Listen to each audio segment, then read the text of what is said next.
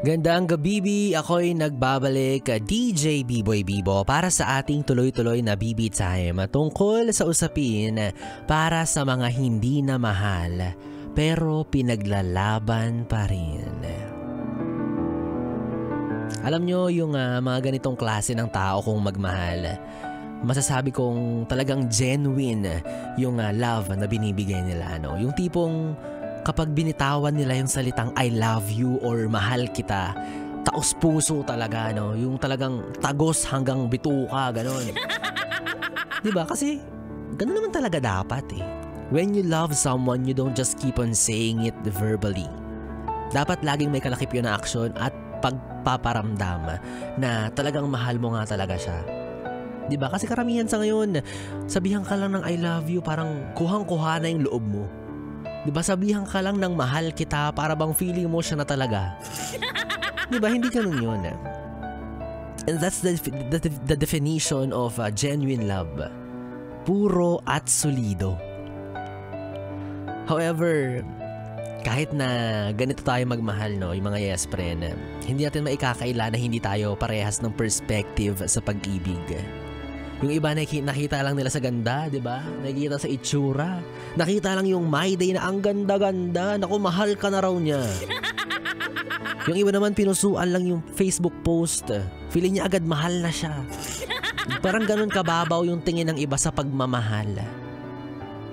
Di ba? I mean, okay gets. Given na iba-iba talaga tayo ng intensity of defining and showing our love. Kaya nakakalungkot isipin na kahit gaano kakalalim magmahal, pero kung mas mababaw pa sa swimming pool ng kinder yung pagmamahal na binabalik sa'yo, wala. Talo tayo.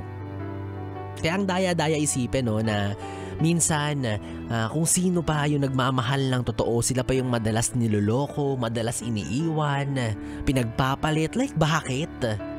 Anong goal nyo para saktan yung taong nagpapakatotoo sa inyo? Yung taong pinapahalagahan kayo? Yung taong minamahal kayo ng totoo at sobra? Yun ba yun? Hindi ba dapat kahit hindi naman required, sana man lang ma-reciprocate mo yung pagmamahal na binibigay sa'yo? I mean, unting hiya naman, diba? Doon sa taong nag-i-effort na mahalin ka ng mahalin habang ikaw pinipilit mong tignan yung mga pangit sa kanya, yung mga mali sa kanya para magkaroon ka ng rason para maghanap na ng iba. Yung totoo, diba? May masama ba sa ginagawa nila? Masama nga ba talaga magmahal ng sobra? Kaya itong mga klase ng tao na malalim kung magmahal, for sure, malalim din yung sugat kapag nasaktan, lalo na kapag iniwan ng walang sapat na dahilan tapos sobrang biglaan. Ang unfair lang para sa kanila.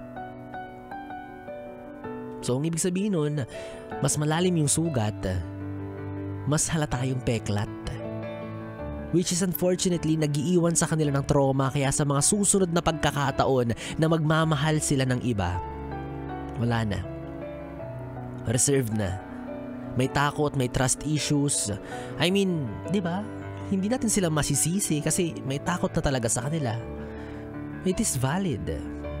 And ang pwede natin gawin para hindi dumami yung mga ganitong klase ng tao na may malalim na bubog sa pagmamahal is iwasan natin yung idea ng pagluloko.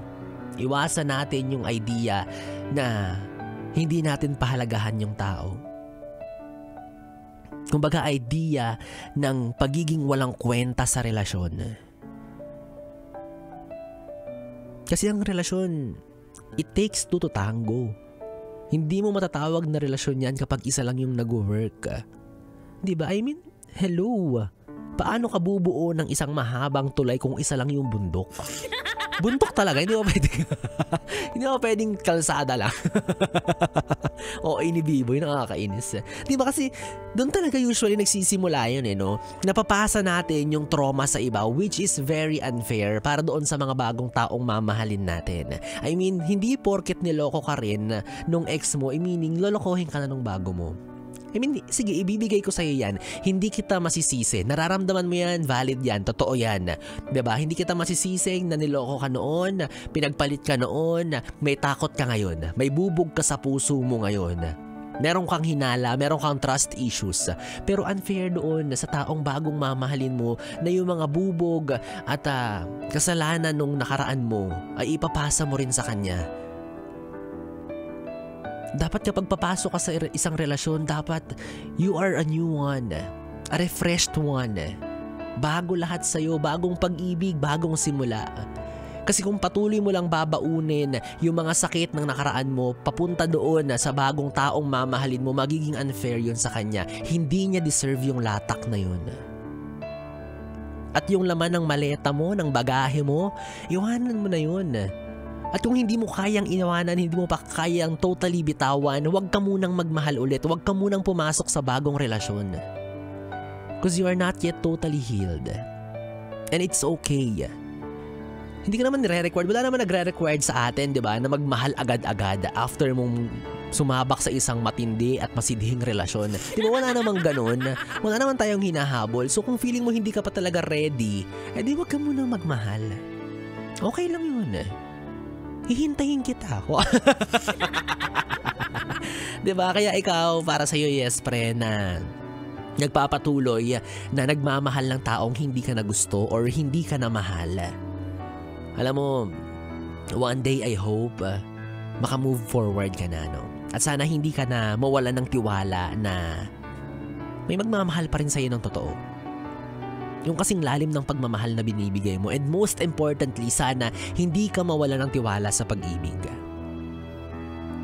Hello, hindi naman lahat mangloloko. Andito ako, si Biboy Bibo na laging seryoso. Kapal ng mukha. Buhat na buhat yung self. Well, ganun naman talaga ang buhay, no? Some people come, some people go, some gyupsal, kahit ano pang some yan. Wag lang yung yung naiisip mong some. Basta sama. Diba? Ganun talaga ang buhay. Lilipas at lilipas yung ibang tao sa buhay natin. Gustuhin man nating manatili sila or umalis sila, wala tayong magagawa.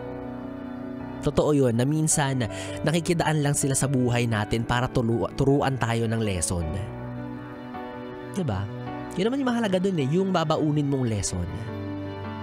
Lintik na lesson naman kasi. Anong subject ba yan? Pwede ba mag-cutting na lang? Ang sakit ang hapdi magturo Talagang true to life yung lesson na binibigay. Nag-iiwan ng bubog nadadamay tuloy yung mga seryosong nagmamahal, no? Parang tayo, Bibi. Anyways, yes friend, kung Bibi, 3 oras na Bibi time na naman ang ating pinagsamahan. Nakapiling mo ang Bibi mo sa radyo, DJ Biboy Bibo, ang DJ na single, ready to mingle, basta walang label. Magkasama at magkarinigan tayong muli bukas sa parehong oras, dito pa rin at dito ka lang sa istasyong No Problem, ang 101.1 Yes FM. Good night, Bibi. Mwah, sleep well. 101.1